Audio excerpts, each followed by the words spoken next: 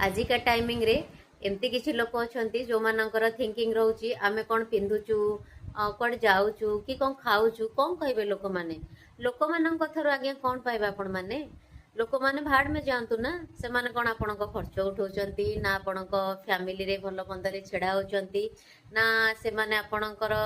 किसी हेल्प रे आछंती लोक मान कथा सुनले आपण मैंने केबे भी आज्ञा लाइफ रे आगु बढ़ी परिबेनी सब बेले मन रखिथिबे आपणको खुशीटा लाइफ रे मैटर करे केमती आपण खुशी रे रहउचंती केमती आपण आपणको लाइफ को एंजॉय करूचंती आपण सेति की सक्सेस बोली से माने आपणको नारे कथा होचंती